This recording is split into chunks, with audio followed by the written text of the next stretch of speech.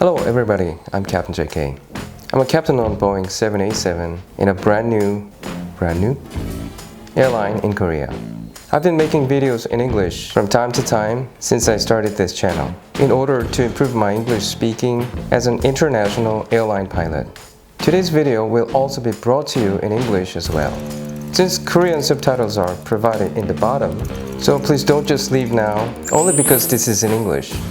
Okay then, I'm going to tell you how different today's flying environment is compared to 30 years ago. It'll be fun to see and listen to how they compare.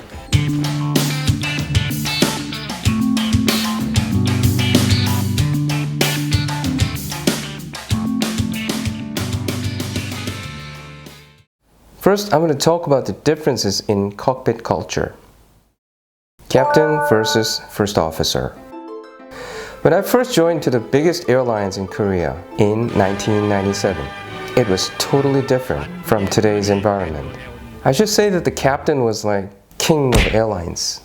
First officers, on the other hand, were almost nothing compared to captains. You know, the reason why there have to be always two crew members in the cockpit. Yes, monitoring and backup. Because every human being makes stupid mistakes at times.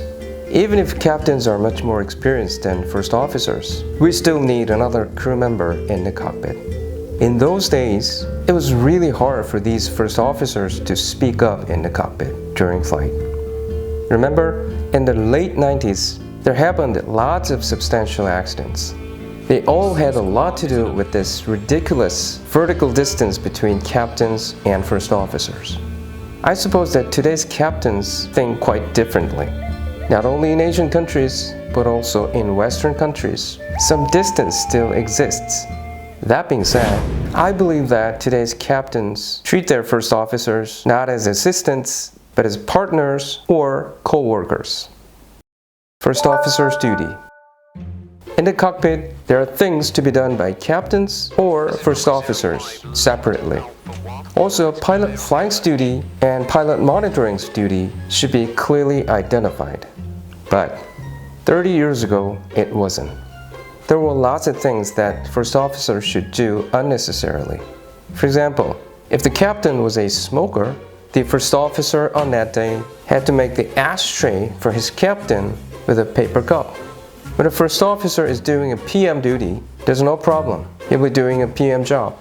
And when he's flying as a PF, captain should do PM duty, which is supporting his first officer, such as ATC communication, carrying out PF's order, things like that.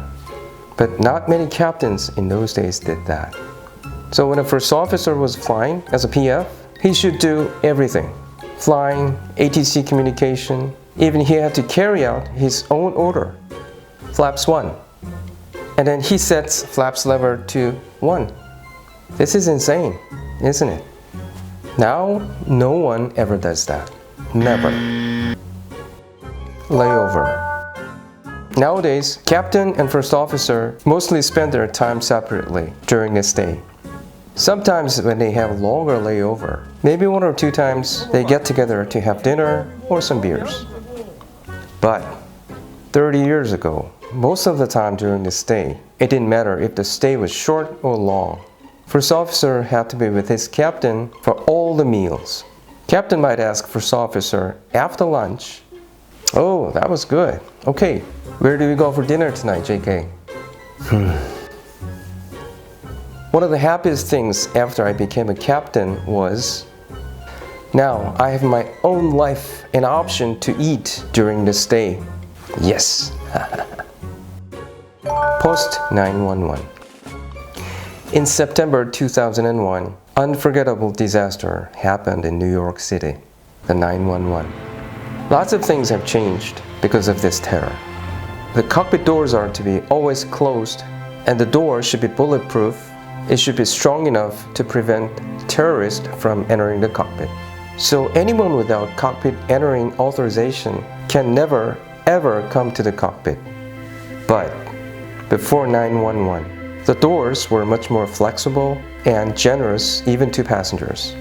When I was first officer before 911, with the captain's permission, any passengers were able to come visit the cockpit during the flight. That's how my dad came to the cockpit and saw his son's landing. Now let's take a look at the differences in flying. FMS, Flight Management System. My very first aircraft as a first officer was MD-80. K Airlines at the moment had 14 of them, and half of them had conventional flying system without FMS. FMS makes a lot easier for pilots to fly the airplane. So without FMS, pilots get busy doing a lot of works during the flight. For example, when they had to change course, they first figure out the point at which they had to start turning for course change. They needed to know the wind direction and speed, also the aircraft ground speed and its altitude. All these things should be taken into account for one simple course change. But with FMS, it does all these painful calculations and does turn the airplane precisely. System automation.